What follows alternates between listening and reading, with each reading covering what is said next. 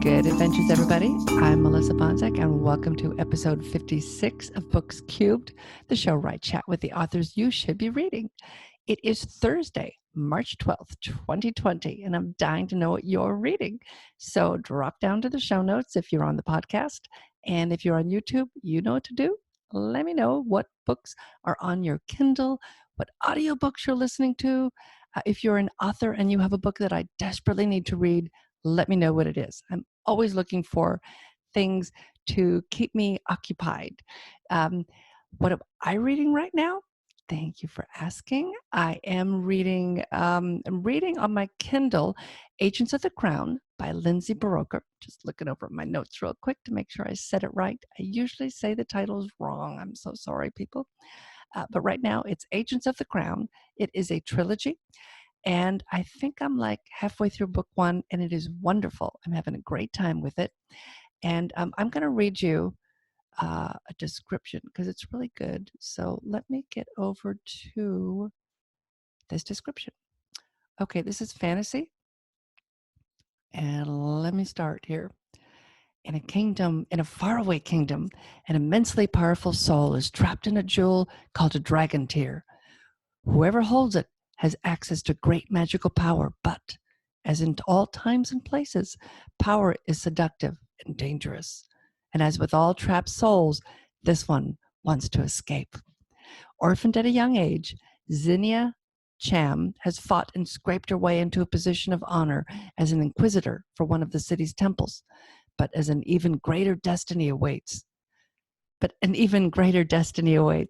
Impressed by her deeds, the king offers her a prestigious position as one of his elite agents of the crown. The missions will be dangerous, and she's not sure she wants the partner she's being assigned, a cocky noble lord from a wealthy estate. But she has the opportunity to distinguish herself as she serves not only the city, but the entire kingdom. How could she say no? There's just one problem. The king gives her a mysterious dragon tear that's nothing like the other magical gems she's seen. She may need its power to stay alive in this perilous new job, but dare she rely upon it? So this is a fun one. Like I said, I'm about halfway through book one. It has kept me occupied. In a lot of places, I've had to sit and wait for things this week. So thank you, Lindsay, for writing it. And audio, I just finished an audiobook called Ain't Nothing But a Pound Dog. Excuse me. I'm listening to an audiobook called Ain't Nothing But a Pound Dog. I'm clearing my throat here. And let me read the description for you. See, this is a trilogy also, and this is the first book in the series. Toby Dog suddenly has plenty to say for himself. This is paranormal animals. The only witness to the brutal murder of his owner, Toby is hexed by a woman. I need to make this bigger so I can read it. Hang on. Sorry. Toby is hexed by a woman with evil intentions. Speak to none but me, she tells him. Wretched and misunderstood, he's incarcerated in the local pound. With a death sentence hanging over his head, Toby has almost given up hope. But then he meets Clarissa. Not only is she a witch, she's a local investigative journalist, and amazingly, she can understand what he has to say. Finally, he's found someone who believes his story. Can Clarissa save Toby? Will they identify who killed his owner and why? And will Toby ever eat his fill of sandwiches?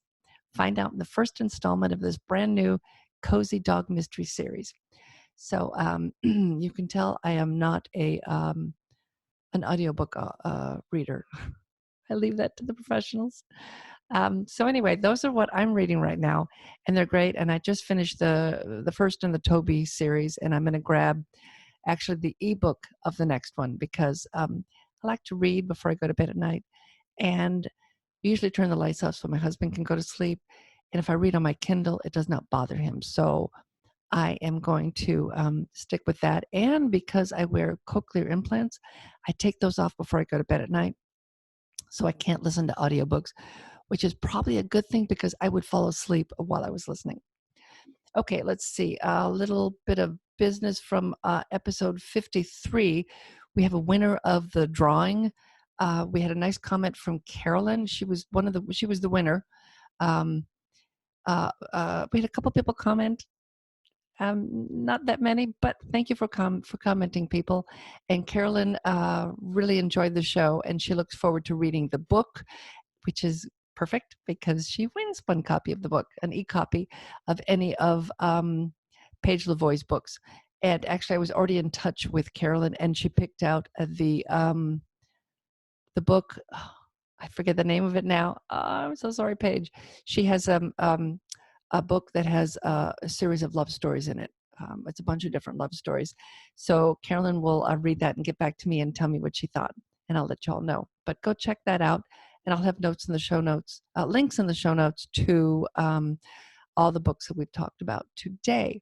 Okay, so today on the show, I've got Kayla Dawn Thomas, and she is a romance author, and she was on episode 51, if you want to go back and hear her interview. She's going to talk about some romance books that she has read recently that she recommends. And let me just read you her bio real quick. Kayla Dawn Thomas grew up on an Idaho cattle ranch and now calls the wheat fields of the Washington Palouse home with her husband, daughter, and 2 dogs. Kayla writes contemporary romance with characters that feel like real-life friends. Her rural roots inspire her writing, and she enjoys giving the world a little taste of a life most people have never experienced. A rabid reader when Kayla isn't writing, ushering dogs in and out of the house, or taking care of the humans in her family, you can find her in a comfy spot with a book. So let's get right to Kayla and her recommendations. And she, at the end of this, she spells out the author's names, but I will have everything in the show notes in the links. So if you want to check out any of these books that she talks about, you'll easily be able to, much easier than I'm having a time talking. Anyway, so let's get right to it, and I'll shut up. I'll see you after. Welcome, Kayla. What do you got for our romance roundup for us?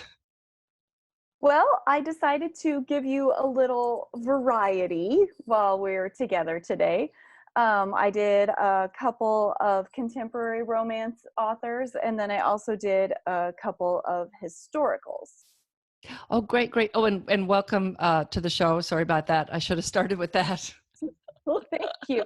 I'm happy to be here talking about one of my very favorite things. So, okay, go ahead. okay, so my first book for you all is Get a Life, Chloe Brown by Talia Hibbert.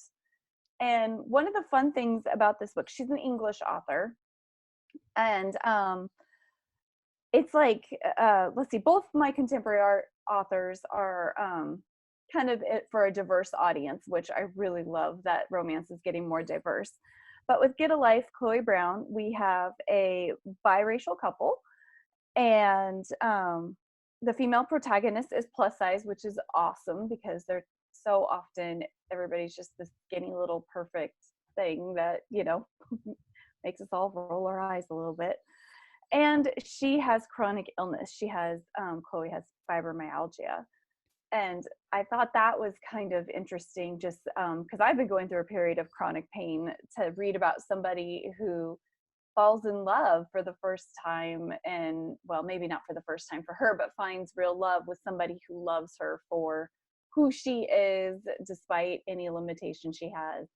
And Red is the male protagonist. He is just dreamy and super sexy, and but beyond that, he's just so caring and gentle with her and just wants to take care of her, and it's just beautiful.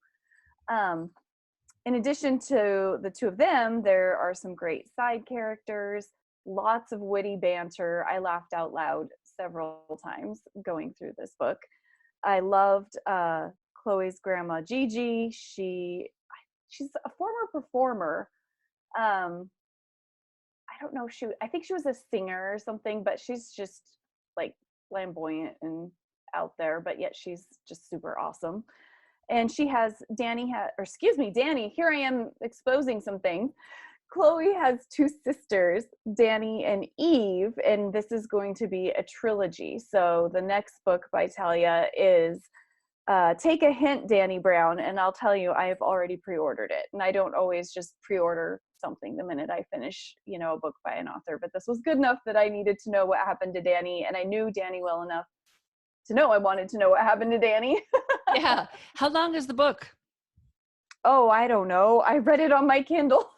But I know that's always tough. Yeah, I'm reading a series right now. It's like 6 books, and I'm 8%, and I keep telling myself, wonder how many pages that is. I guess it doesn't really matter pages anymore because we do read so much on Kindle. We do. I'm looking it up. It didn't feel super long. I'm guessing this is my prediction that was around 250 pages, but let me see. Get a life, Chloe Brown. Thankfully it's popular, so it pops right up for us on Amazon. 384 pages. A little bit longer than you thought. Yeah, a little bit longer than I thought. That tells us that it was a good book, that it sped by, that so fast for you that you weren't sure how long it was. Exactly. I was just thinking the same thing. And so my second author is Helen Hoang, and I've read 2 books by her this year, and they are just amazing. Helen is on the autism spectrum. And so her protagonist, she always has one protagonist that's also on the autism spectrum. Highly functioning, people, and usually very, very intelligent, and but they have a lot of OCD and things, which makes it hard for them to connect with people, and let alone find a life partner. So her characters are just, you just feel like you're friends with them and you want to hang out with them. And oh my goodness. And I also need to throw in, all of these books I've talked about so far are pretty open door. Do you want me to explain what open door is? Yeah, explain that for anybody who doesn't know, including me. Okay. So you have, with romance, open door and closed door love scenes. Open door means you see the naked and the body parts and the sounds and the smells and the tastes and all the things. So these were both very open door. The ones that make me giggle. Okay. Yeah, the ones that make you giggle, maybe. So closed door would be more like what I write, because I can't write open door without giggling and getting embarrassed. I can read it fine, but I can't write it. Yeah, I have a hard time listening in the car. If I'm listening. Oh God, I couldn't do it. And I was driving, I was reading one of Cecilia Mecca's books. She's been on the show before, and she writes the Bare-Chested Scotsman books. Well, that's not the name of them, but they have no clothes practically, and it's in like Scotland or something. Yes, we're going to talk about one of those. I was going someplace, and there was this one scene, and every time anything started to happen, my directions would break in. She fondled his chest. She ripped open his turn left at the next intersection. Oh my God, I told Cecilia I had to pull to the side of the road and figure out how to turn off the voice for my direction. I still never turned it back on again.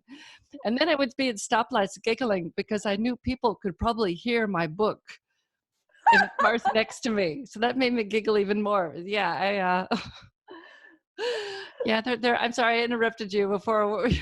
No, that's okay. And closed door is usually where you have the making out and, a little bit of foreplay. Everybody's getting heated up.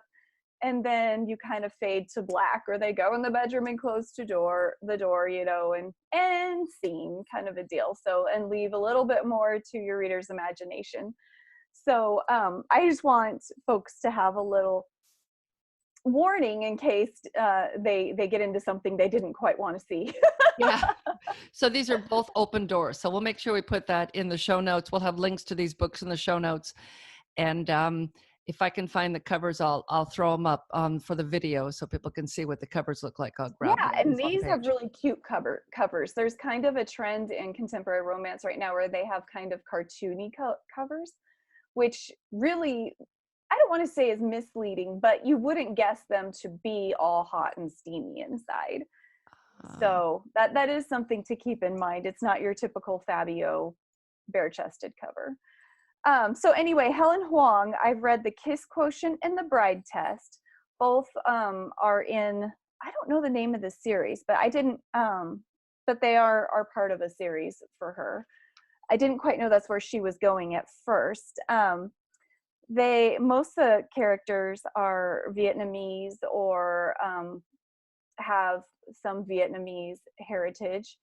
And so it's really fun to get into a culture that I'm unfamiliar with. And you just feel like you're part of the family when you're reading those books. I just love how she's done it.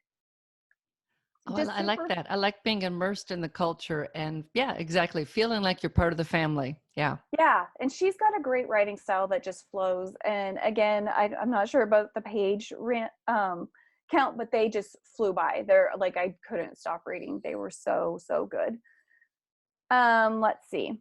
So those are my two contemporary. I guess I gave you 3 books, 2 authors.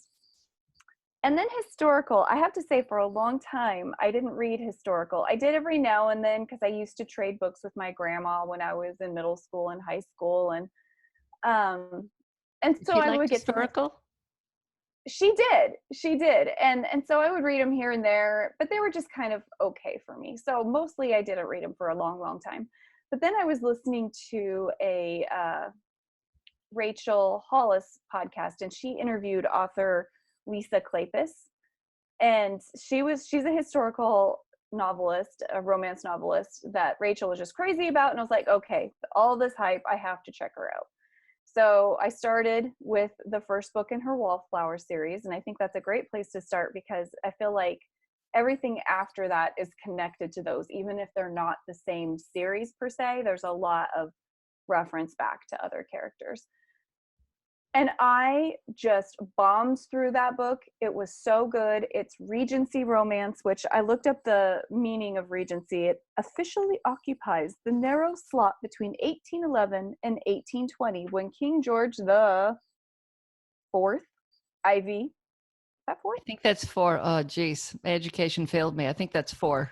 Okay, we'll go with that. And if somebody wants to correct us, that would be great. My Roman numerology is not good.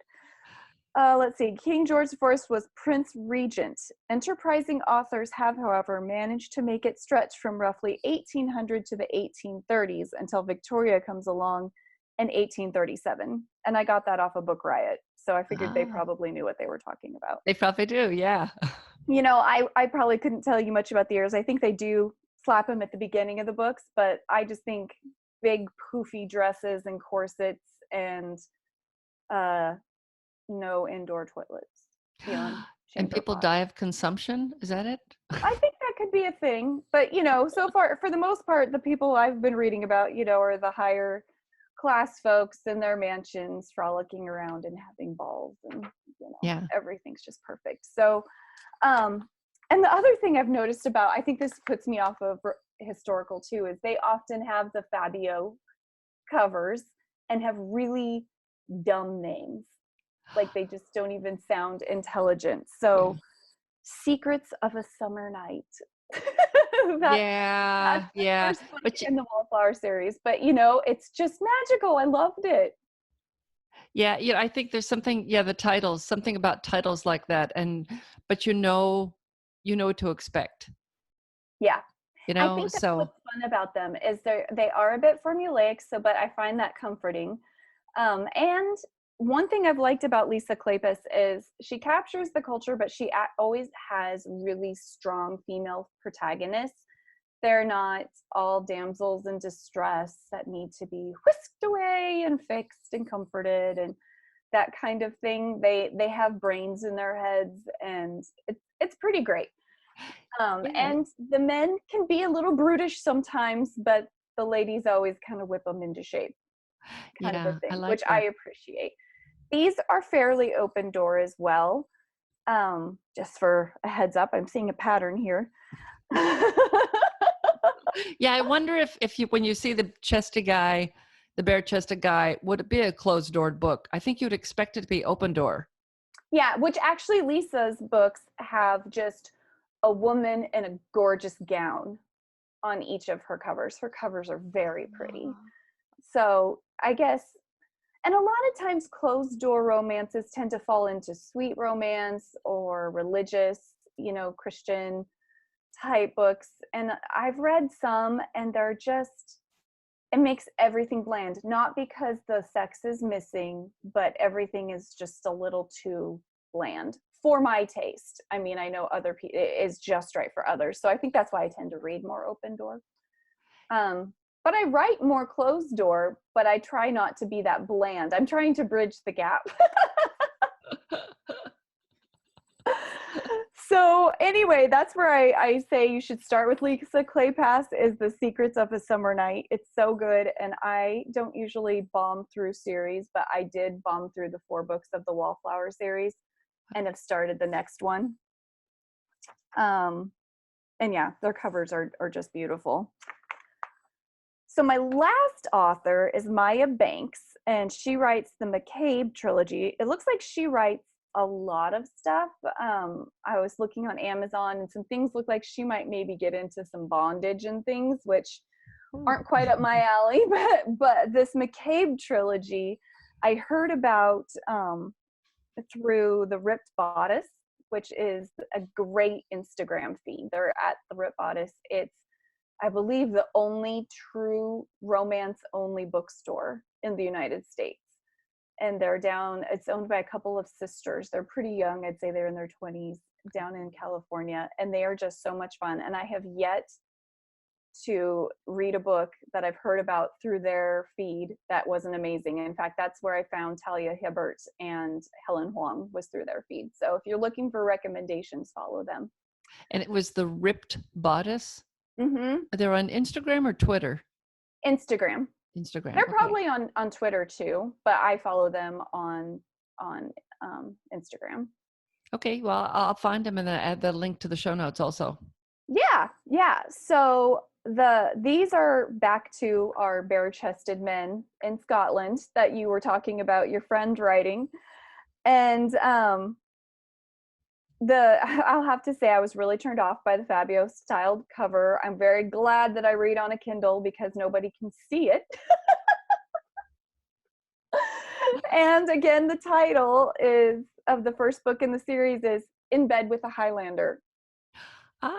So Yeah. This is an open door book? Yes, very much so. But what I appreciated about this book is, you see In Bed with a Highlander and it's like, oh great, this is just all they're gonna do is have sex. And I like some substance to my romances. There needs to be a plot, be kind of beyond them falling in love and definitely beyond the bedroom. I get bored if that's all they do is run off to the bedroom or the field or wherever they're gonna go. Yeah.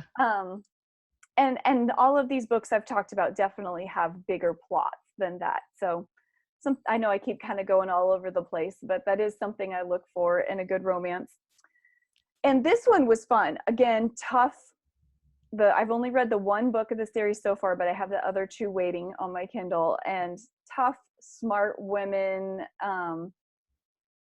men with grit, but they're willing to listen to women, and actually the other thing to think about is during some of these historical time periods, women's rights were non-existent. They were just kind of there to be pretty and make kids and, or in the case of In Bed with a Highlander, she came with a very large strategic piece of land, at this period of time, those lairds they're all fighting all the time and trying to take over land. And so she's very valuable marriage material. And so she's trying to keep herself out of the hands of the evil bad guy. And so, for her, she's not going to just marry anyone because she knows what her legacy is and she doesn't want just anyone to have her father's land. So there's some meat to this one. And yeah, I really liked it. I was very surprised that I liked it. And that's when I was like, okay, I guess you can count on the Ripped Bodice to give you. And that was another recommendation from the Ripped Bodice? Yep, they were interviewing some other romance authors. They regularly have authors visit their store and have events. And they were saying, who are you reading? And one of those authors said Maya Banks and suggested In Bed with a Highlander. And I was like, might as well check it out. And it was a win. So definitely worth checking out. Yeah. So the other two books in the McCabe trilogy are about the other two brothers. There's three brothers, so you're going on their romance stories. Yeah, so each one will stay in the same world, but then Mhm. center on each brother. Yep. Does Amazon still have the unlimited romance, like Kindle Unlimited? There used to be, I thought, a unlimited for romance readers. Maybe it was an audio. It was an audio. I don't know if they still have it or not. I think it failed fairly badly. I know it did not do anything for authors at all. So I'm not sure if they still have it or not. I don't listen to audiobooks, so I'm not super well versed in what they have. But I just saw that because I signed up for it with my one audiobook, um, and it didn't boost anything. And from everything I heard, it was a dud. Yeah, well, audio's tough unless you have box sets. Mm-hmm. So like right now I just have one book out, and so my audiobook is 6 hours long, just shy of, it's like 5 hours and 57 minutes. So no one wants to waste a Spend their credit credit. on a 6 hour book. So Mm-hmm. I told the lady who does my audiobooks, I said, well, once we have all three out, we'll slap them into a box set, and it'll be 18 to 20 hours. So Yeah. then I'm sure we'll get all kinds of people downloading or buying it or borrowing it. We have it in a bunch of libraries. Oh, So cool. through Findaway Voices, I really like Findaway instead of ACX because you keep more of your money and you can set your price, and you can be involved with Chirp. I'm still learning Mm-hmm. more about Chirp. It's pretty new through BookBub. Is that Yeah, right? it's pretty new, and you can advertise through Chirp, and they have a newsletter that they send out with books, audio books that are on sale for anywhere from 99 cents. Sometimes they're free, sometimes they're a little bit more than that, but that works better if you have a bunch of audio books so that the people get the first one for 99 cents and then spend more on the other ones. And so, I mean, it'll be a while before I have two series out. Yeah. So, yeah, so I'm a bit of a slow writer. And then my husband retired about 6 months ago. So he's kind of interesting. So I find myself spending time with him instead of writing. Well, it's good that you like him that much. Sometimes the hubby comes home and we don't know what to do with them once they're home. It's like, oh, you're in my space all day.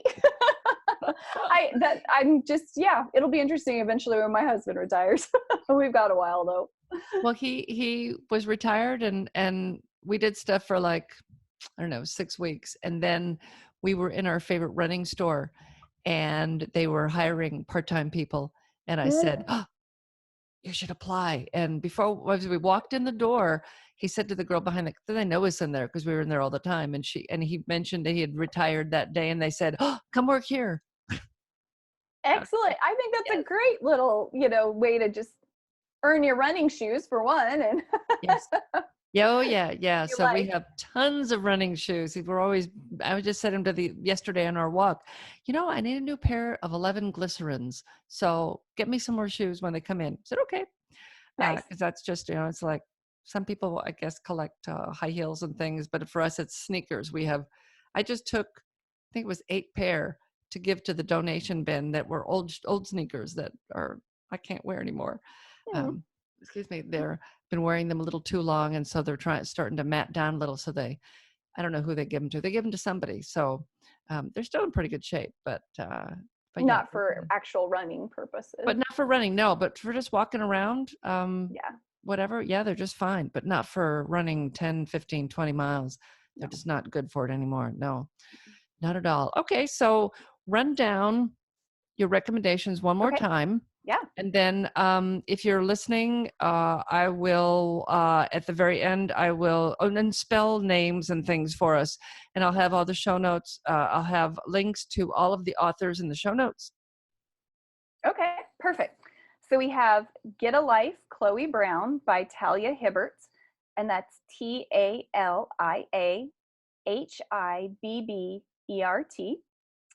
We have The Kiss Quotient and the Bride Test by Helen Hoang, and that's HelenHuang.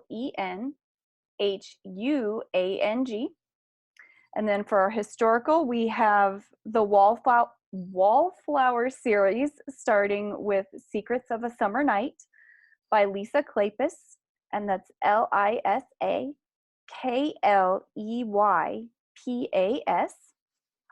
And then we have the McCabe trilogy starting by Maya Banks, starting with In Bed with a Highlander, and you spell Maya Banks Mayabanks.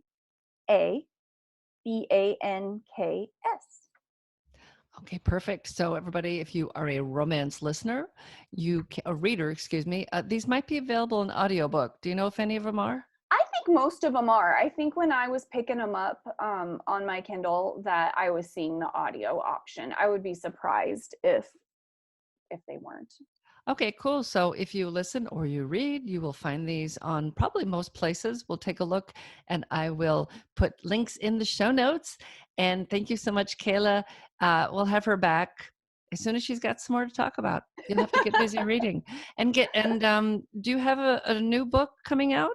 I was thinking that you had something coming out. I'm on a little bit of a hiatus right now. I had been working on the last book in my Seasons of Love series for over a year, and it was just not coming together. So I'm taking a little break and seeing if the rest of the inspiration I need to make that story end well will come to me. So been doing a lot of sewing and a lot of reading and chasing my teenager around, getting her to all the places. You know, that's a good idea. Writers have to read a lot. I mean, that's part of our work is reading, and sure. that's good. Take some time off, take a few months, do a lot of reading, and then one day all of a sudden you'll be sitting there, and all of a sudden it'll all come to you, and you'll run to your keyboard, and you will finish the book. Let's hope so. Yes, you will. You just need to take a little break. And yeah, when you write, when you spend too much time writing and too many days working on the same thing, yeah, I think it gets to you. It kind of screws your mind up. It does. It really does. It was starting to put me in a little bit of a dark place where that was, it was a downward spiral. So I decided after Christmas that I was going to lay it aside for a while. You know, that's smart. I had the same issues with the second book in my June Nash Misadventure series, overthinking it, and like I had a reader say to me, I love the first line of the first book. What's the first line of the next book? And I'm thinking, oh my God, is it good enough? Is it good enough? Oh yeah. Yeah. So I sent part of the second to last chapter to my editor a couple days ago, and she got back to me with everything that I felt that was wrong with it. I wrote down, and she wrote back and she said everything that I had said that I didn't send to her. I just sent her the chapter and said, tell me what's wrong. And everything that I had written down as my notes, she sent back to me. So I knew what the problems were, but I just wasn't, you get to where you overthink it. Yep. Yeah. Yep. So Totally. I'm gonna get back to it. Let's see, what is today? I don't know. I have to go pick up my car. My horn didn't work. I bought a new car and the horn didn't work. Isn't that weird? That is random.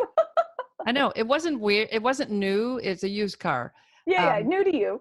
But I was waiting behind my husband, and we were at a stop sign in our subdivision, so there's no cars around. And he was texting me, and so he's looking down, and I'm behind him thinking, go. And so I started pushing the horn, and of course nothing's coming out. So I said, oh my God, that could be a problem.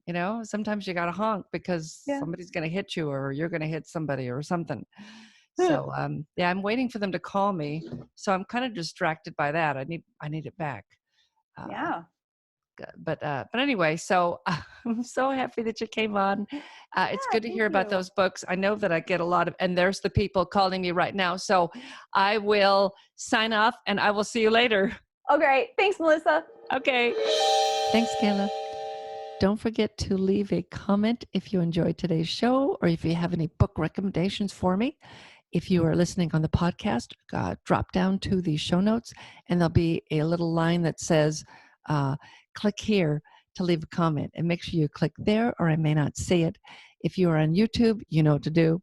And you will also find the show on Instagram at books_cube. Cubed. And you can leave me comments there or leave book recommendations for me there. I will see you next week. I've got a great show for you. I don't want to jinx it because I have not talked to the author yet, but I'm real excited about chatting with her. But come back. It'll be a good one. And in the meantime, go read a good book.